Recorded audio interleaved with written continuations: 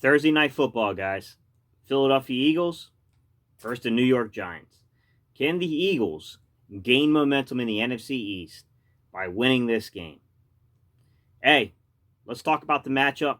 Let's talk about some of the particulars of some of the analytics behind Carson Wentz right now. Let's get into it, guys. Let's talk.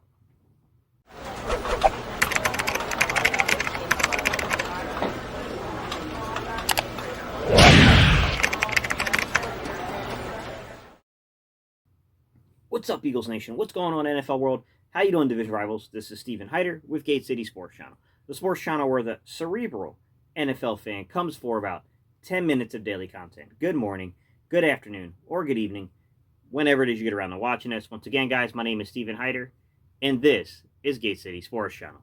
All right, y'all, the matchup versus the Giants. Before we can talk, I want to go into a little depth here about Carson Wentz's analytics on the season right now, because there are some things that we need to talk about. To begin with, Carson Wentz's time to throw in the season is ticking upwards. There's some good and there's some bad to this, okay? Time to throw, 2.85 seconds. Almost 3 seconds, guys. Now, I would say given our current circumstance, right? Circumstances matter, guys. We have to be really, particular to the events going on when you judge these things. If you only took the number on its face value, you would say really not that big a deal because we are pushing the ball down the field if you look at intended air yards. And I agree with you. Air yards to the sticks is another good measurement where I agree. We're pushing the ball down the field. But even if you look at a guy like Russell Wilson, who's at 2.99, Patrick Mahomes, who's at 2.94, right? Matt Ryan, who's at 2.88, Kirk Cousins, who's at 2.97. Outside of maybe Russell, because Russell's still facing a ton of pressure. Russell's right there with Wentz in terms of ridiculous pressure amounts in his face. The other guys have systems that are built more around this. And I think this is a combination of things going on when we look at things like time to throw. Number one, it's Wentz trying to be a playmaker. Like, you can't separate that fact. And you also we got to be mindful of saying, like, hey, Wentz, dude, you do got the ball in your hands sometimes. But at the same time, we have to understand that given the nature of our offensive line play, given the nature of the young receivers we have, there's going to be times where we're going to need Carson to extend plays to get these guys open and throw the ball. We all get that. But I still think there's merit in saying, like, Wentz, you got to be better with situational football with getting out of your hands at times. I thought he did decently last week. Like, there's a couple times I felt like he held it a couple seconds too long there, but not seconds, but a few tenths of a second too long there where you should have just got rid of it a little sooner. But things circumstantial, like the circumstances around things matter. Because here's what I'll say. In intended air yards, Wentz is 10th, right? At 9.1 yards. And I do think that's a little misleading, guys, because they have some guys in there have less than like 100 attempts. So I don't really buy them being in these measurements because it's just not enough to go off of a sample size. But we'll just say 10th because it's just the easiest number to use right now at 9.1. So he's throwing the ball down the field. When we look at air yards to the sticks, he's negative 0.1, 1/10 of a yard away from the first down marker on average when he throws the football. He's pushing the ball. Here's the problem, though, guys. When I look at guys like Russell Wilson and Patrick Mahomes and Kirk Cousins and Matt Ryan, their completed air yards, and I'm not saying that Carson's are horrible, but Carson's is like 5.8, and all these guys are hovering in the 6s and 7s, okay? As a matter of fact, Kirk Cousins leads the league in completed air yards, okay? He might be holding at 2.97 seconds, but he's also getting a completed air yard rate of 8.4 yards, okay? Carson at 2.85 seconds holding the ball, even though he is pushing the ball on average down the field. So when you look at intended versus completed, intended is 9.1. The completed air yards are a little more pedestrian at 5.8, which is like right in the middle of the pack, okay? He's not towards the bottom of the league. He's like right there in that middle, all right?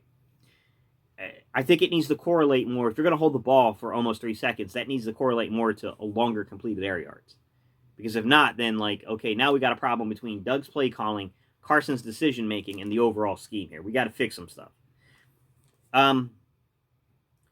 If you want to look at, I gave you guys the intended air yards, and I gave you his air yards to the stick. So it's aggressive percentage, right? So the amount of times that Carson is throwing into what they would consider tight coverage, right? Tight coverage being defined as less than 1 yard of separation between defender and receiver. Carson has it 18.7%, which is about 2 full percentage points, I believe, higher than what he had last year. I think last year he was like 16 point something. So he's showing more of a willingness this season to put the ball in tighter spaces. Some of that has to do with Travis Fulgham. Travis Fulgham presenting that large catch radius, guys, it's playing a role. Like, I mean, clearly that's playing a role in some of the decision making that Wentz is having right now. If you want to dive in deep into some of the stuff, guys, let's talk about the pressure rates. I've heard people correctly state that Carson Wentz has received the most total number of pressures with 71. And that is true. That is a verifiable fact. You can go to Pro Football Reference and take a look at their advanced passing and go to their pressure rates and see that, guys. 71 on the season. But it's also, it's a little hidden here. Because when you adjust that by the rate, the pressure rate percentage, he's 6th. Still high. We still need to do a lot better job of protecting him, but from 1st to 6th is a big difference. So when you adjust for pressure rate percentage, so that's, you know, the percentage of plays he's being pressured, when you compare that to his attempts, it's 6th in the league at 26%, okay? So if you're asking about attempts, he's 4th in the league in attempts. That's why that pressure rate kind of drops things a little bit. So 235 attempts on the season. So basically he's behind Burrow, he's behind Matt Ryan, he's behind Minshew, and then it's Wentz, Brady, and even Dak's still sick. So, you know, Dak missing a game now because of the injury. He's out for the rest of the year, but you can see how much Dallas was throwing the ball at one point in time. But Carson Wentz is throwing the ball a lot. That's why there's a lot of pressures too. We can get into a discussion about why Doug isn't adjusting and running the ball more. I think there is definitely merit in that criticism, guys. I'm with you, but at the same time, the offensive line outside of Jordan Mailata is not getting a lot of push. I think that's why this week will be a big deal getting back. We're getting guys coming back. It looks like Matt Pryor will be in there. It looks like Lane Johnson will be in there. Jordan Mailata in there with Jason Kelsey, with Nate Herbig. That's stabilization, guys. It's stabilizing itself. I would take a wild guess that our first reserve interior guard at this point will be Sua Opeta. We can have a discussion about what we do if someone goes down, man. If Lane Johnson goes down, it's going to really mess up the line. Because my gut instinct is there's only a couple of things they could do if he goes down, which number one would be to basically go Matt Pryor out to right tackle. So now you're doing the thing that Stoutland hates to do, right, which is to move multiple pieces to fix one piece. You're probably going to move Pryor out to right tackle, which means you probably move Nate Herbig out to right guard, and that means you probably plug in Sua Opeta at left guard. The alternatives here would be, you know, moving Pryor to right tackle, moving Opeta to right guard, which he doesn't have a lot of experience playing, and then keeping Herbig at left guard, which is a possibility. They could do that. Or you could go with Brett Toth out there at right tackle if Lane Johnson starts missing snaps. None of these are ideal situations, guys. I don't wish to see any of those circumstances come to light or come to truth. In terms of the matchup against the Giants, I'm really interested to see if they put James Bradberry on Travis Fulgham. I think that's a very interesting matchup because James Bradberry is a very lengthy corner. I think he's got like 32, 33-inch arms as well. They got some depth there with longer corners too because they do have the kid that came out of Boston College. What's his name? Isaac Idiom or whatever his name is. It's like Yiadim. He's another guy that, like, you know, runs like a 4.5. He's faster for a big guy. I know 4.5 doesn't seem that fast to people, but it's actually really fast. He's got 32-inch long arms. I remember Idiom playing at Boston College. He's definitely one of these man-press corners. He likes to get physical. He's in there. They got former Pittsburgh corner Ryan Lewis, who's more of a speed guy. He's the guy that you probably put on Jackson, on Hightower. He's around 5'11"-ish. They say he's 6 foot. He's not 6 foot. He's a 4.3, low 4.4 guy. He's fast, very fast corner. You know, but I'm telling you, that Fulgham versus Bradberry matchup, man, if Fulgham gets the better part of Bradberry, you got to get this kid a deal, man, before he starts looking for big money. Get this kid on a very team-friendly deal. Let's lock him up for a few years because at that point, to me, I mean, what more does this kid need to show you, man? He's playing against some pretty good competition and producing. This is going to be a big challenge because, hey, man, no matter what you think about the Giants, James Bradberry can play. Outside of that, they got Jabril Peppers and Logan Ryan in their secondary. They got a good defensive line, good pressure rates coming out of that. We're going to need playmakers to step up, man. We got Fulgham out there. Can Djax make a play to take pressure off of Fulgham? Like, D-Jack should have opportunity. I know he's going to be a limited pitch count. So D-Jax and Hightower out there playing the flanker. Those two guys need to win matchups. Especially if they end up doing something like playing Isaac Idiom over Ryan Lewis for the majority of snaps out there on the field side against these type of guys, then you go beat them, man. You got speed out there to beat those guys. Go beat them. Greg Ward Jr., can he work the middle, right? What can we get out of the tight end position? You got Rashard Rogers. You got Jason Kroom. You got Hakeem Butler. Can these three guys produce? Can they give us something? Look, Jason Kroom is a very athletic tight end, man. This is a kid that's a former wide receiver that's been converted. He can do a lot. Use him. Let's see what this kid can do. Hakeem Butler, a kid that we're converting currently from a wide receiver to a tight end. Use this kid, man. We've got guys with good wingspans now, right? Coming out of Hakeem Butler, coming out of, Jason Kroom with, now you got Fulgham in there. We got guys that give Wentz big throwing targets to get the ball into. They have that wingspan, that catch radius to make a difference. And that's a big deal, guys. I want to see us utilize the players we have at our disposal.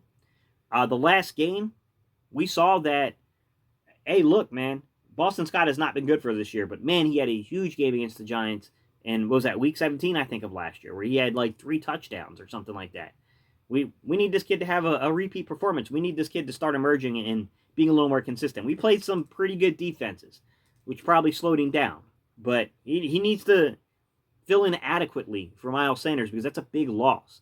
We're asking Carson to go out there and play a game down a lot of weapons, guys. You remember last year, everyone kept saying, like, oh, cry me a river. You still had 2 of the best tight ends in the league.